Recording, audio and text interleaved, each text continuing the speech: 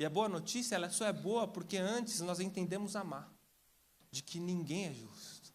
A boa notícia é justamente essa, de que quem crê no Filho, João 3,36, tem a vida eterna.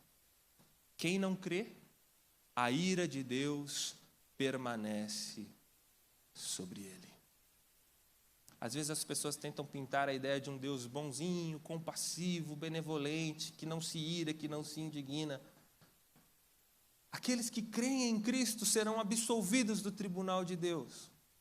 Aqueles que não creem, a ira de Deus permanecerá sobre ele. João 3,36. E aí talvez você me diga assim: pastor, como eu consigo todas essas bênçãos aí? Eu quero ter paz com Deus. Eu quero gozar desse recurso de ter acesso a Ele quando eu quiser. Pastor, eu quero viver a minha vida tendo em vista o amor de Deus, porque eu sei que isso vai me ajudar a passar pelas tribulações. Pastor, eu quero ter esperança na glória e não ter medo da morte.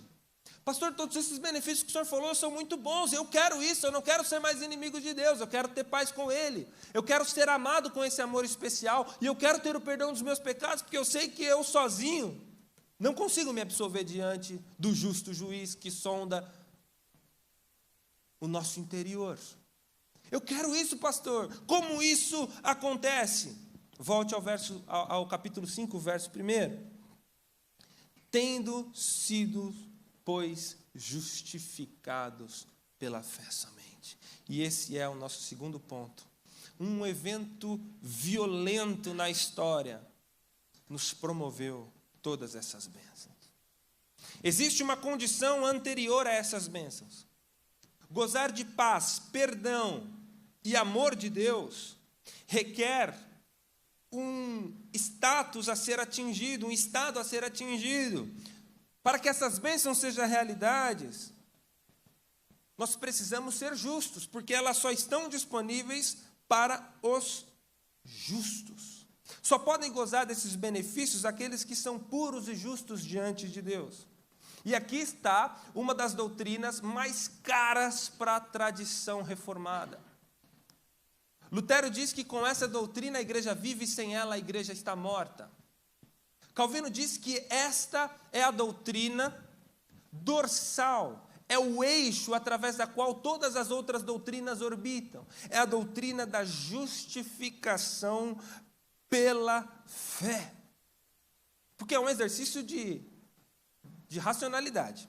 Pastor, se eu sou pecador, se eu sou impuro, se eu sou indigno, se eu sou impróprio, se eu sou inadequado, se eu sou desprezível, se eu sou vil, se eu sou sórdido, se eu sou miserável, se eu quebro e transgrido todas as leis de Deus, se eu sou um criminoso de acordo com o tribunal de Deus, e milhares de vezes, recorrentemente, eu cometo os mesmos pecados, então como é que eu posso me tornar um inocente diante de Deus? Como eu posso me tornar puro diante de Deus? Não pode. Não dá. A única maneira é se você for justificado por Deus. Ou seja, você ser absolvido de todos os seus crimes contra Deus. Agora Deus não pode simplesmente dizer: eu sou um cara muito bom, um cara muito benevolente, eu vou esquecer os seus crimes, porque senão ele não seria justo. O que Deus precisa? Punir o seu crime. E como que Deus faz para punir o seu pecado sem te punir? Ele pune Jesus Cristo na cruz do Calvário. Para você ser absolvido de todos os seus fracassos contra a lei de Deus, de todos os seus crimes, você precisa se tornar justo. Isso só é possível através do processo que nós conhecemos na Escritura como dupla imputação. Explico rápido. Quando Cristo morre na cruz, Ele leva sobre Ele o seu e o meu pecado.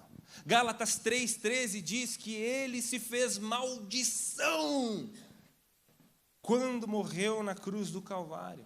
Todas as suas mentiras, toda a sua ganância, toda a sua injustiça, todas as vezes que as suas mãos tocaram coisas ilícitas, todas as vezes que sua mente cobiçou coisas feias, esses atos todos passam agora para Cristo, quando Ele se torna maldição na cruz do Calvário. Agora o adúltero não é mais você, é Cristo o adúltero. Ele é o mentiroso, ele é o avarento, ele é o injusto, é ele que vai ser punido por Deus pelo seu e o meu pecado.